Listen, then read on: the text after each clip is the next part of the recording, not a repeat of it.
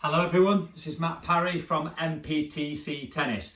Today's video is going to be on footwork. I got some really good response from my stances video, and I got a lot of inbox messages asking me if I could put my views down on camera on how I teach footwork and what my opinions on footwork are. And I'll give you a tiny little bit of background on why I teach how I do with footwork and how I came to the position that I'm in now with my footwork, the way I teach it. So a couple of years ago, when those of you that are coaches out there or understand the licensing system, I was on an online course where to get my credits, each year you've got to get a certain amount of credits to renew your coaching license, and I was doing one of the online footwork courses, and it was an LTA course, and I had to watch this video I think 20 times before I could actually pass the test at the end. And it was the single most complicated video I've ever watched in my life on tennis footwork. And I remember thinking halfway through it,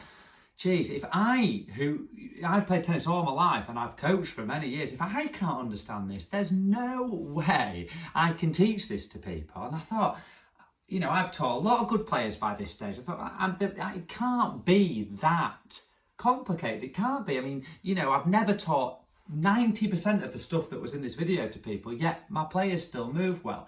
So then what I started to do is I did a lot of research, and I started to realise when I watched a lot of the really world-class footwork experts that I actually was teaching the right way. And actually I've done it just from watching professional tennis players, watching good juniors and working out how they move and just copying that and then implementing it into other players. And I think, just a disclaimer out there, probably the guy that I've watched the most is Ian Meyer, who is on OTI Tennis. I mean, again, if you look at his videos, he teaches just like the way I teach, and that sort of confirmed what I was doing was the right thing. So that was how I got into the position I was with my footwork. So, the footwork teaching. So it all begins with your base.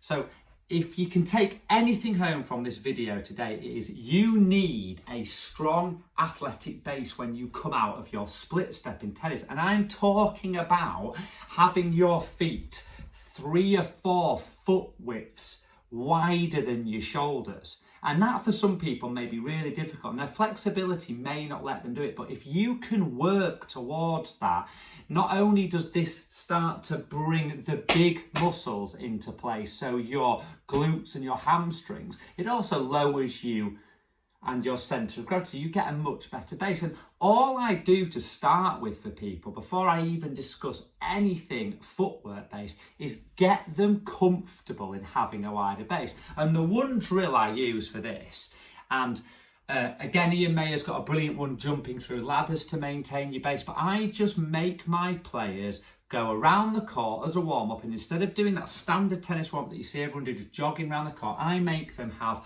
a wide base, and they've got to maintain that base as they move all around the court. So it's just little subtle side steps all the way across with the maintenance of the base. So you'll never cross your legs open, you'll never click your feet together, but you'll maintain that base. And once they've become comfortable in this, it becomes easy because your big muscles are doing the work. At first it feels hard because you're not used to standing like that, but it takes no time at all to develop that base. So that's the first and most fundamental part of footwork. And you're probably thinking now, well, Matt, that's not footwork, that's just standing with your feet wide. Well, everything comes from this base. So then what I'll do is I'm going to do this in 2 parts. So the first video, I'm just going to talk about the really, really easy understanding that if you've watched my stance video and you now know what leg to play what shot off, then footwork becomes really easy. So if the ball comes to you and you don't have to move, and that's in that step out zone, so there's no footwork involved, you maintain your base, you work out what leg you want to play off, and you step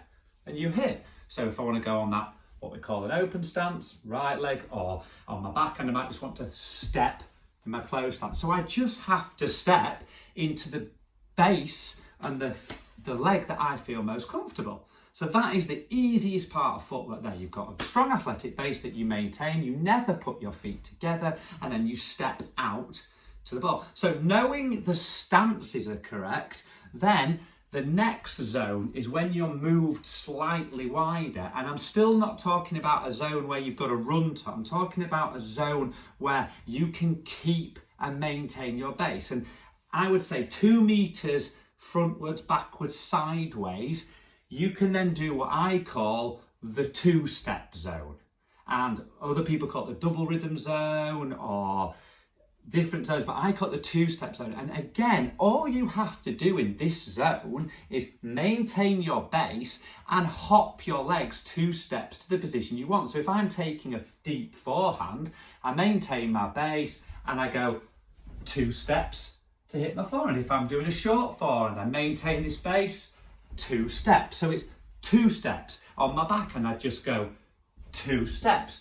And that's where the double rhythm comes from, or the 2 steps. And again, it's super easy. If you can maintain your base, that is how you'll hit all your shots. So there's no crossing the legs and there's nothing to think about. If you understand what leg you're playing off, you double step or 2 step to get onto that leg to play the shot. And a fantastic drill for this one, really, really simple, is just get somebody, or if you don't have somebody, just put some cones down, some balls down, and just pretend that the balls or the cones, or if someone can throw you a ball to pretend to hit where the shot's on the court, put them in all different spaces and just double rhythm to the ball. So if I've got a cone set up back here, and that's where the ball would land in tennis, I would double rhythm, hit my forehand, get myself back to my base in the middle. If it's a short cone over there, I would double rhythm, 2 steps to get onto my